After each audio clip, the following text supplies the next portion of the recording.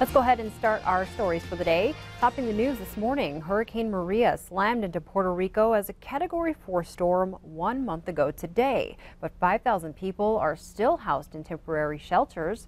80% of electricity customers are still in the dark and 30% are without running water. The storm killed 48 people and left $85 billion in damages. One official estimates Maria set the U.S. territory back 20 to 30 years.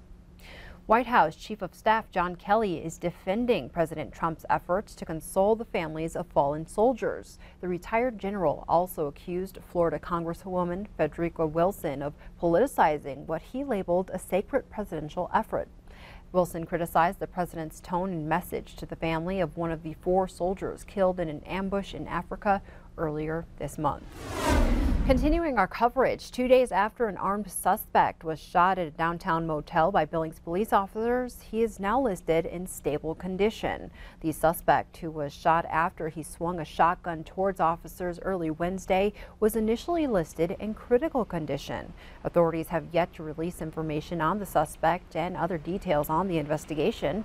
They have not said how many shots were fired, but only that the suspect did not fire at officers. Police confirmed there was another man driving the pickup truck the suspect was in who walked away before the shooting. But police have not confirmed if they are searching for that man. The manager of the Lazy KT Motel told Q2 prior to the night of the shooting he believes this group had been in and out of the parking lot often late at night for the past several weeks. The name of the suspect has not been released and the investigation is ongoing.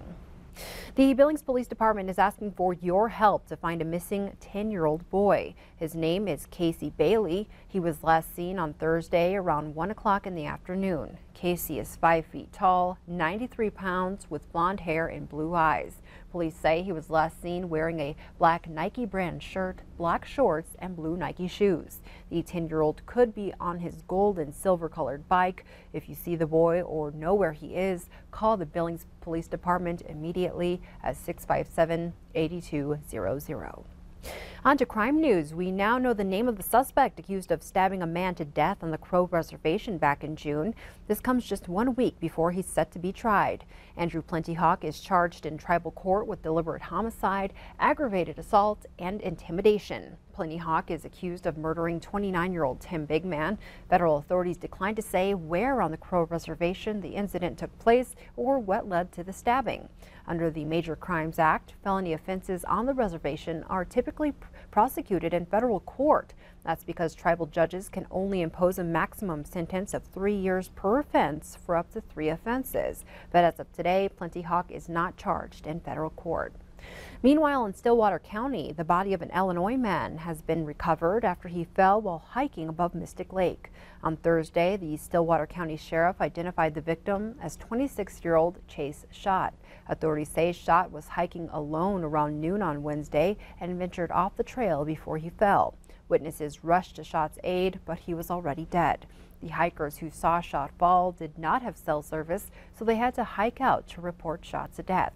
Multiple agencies helped recover the man's body around 11 p.m. Wednesday.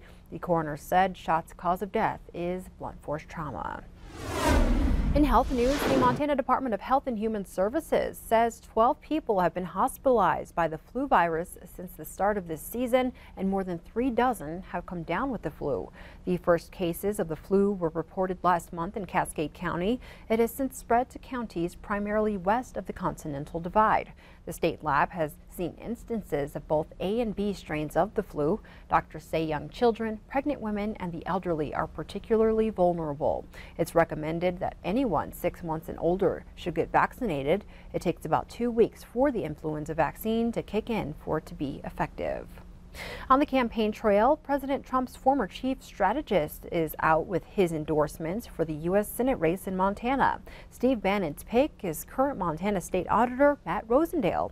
Bannon left the White House and returned to his former job of running the conservative news website Breitbart and has been actively endorsing candidates for Congress.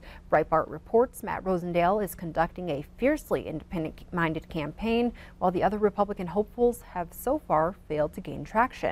Bannon is also expected to endorse a challenger to Wyoming Senator John Barrasso, but Barrasso says he has the full support of President Trump.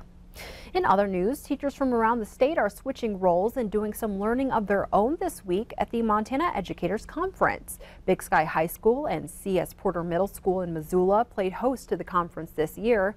The conference is put on by the MEA-MFT, Montana's union for K-12 teachers and other public employees. More than 2,000 Montana teachers and paraprofessionals are spending 2 days this week fine-tuning their skills while also learning about evolving resources and technology available to help with student growth. Through the 2 days, teachers are able to get the professional development they need to renew their teaching licenses as required by state law.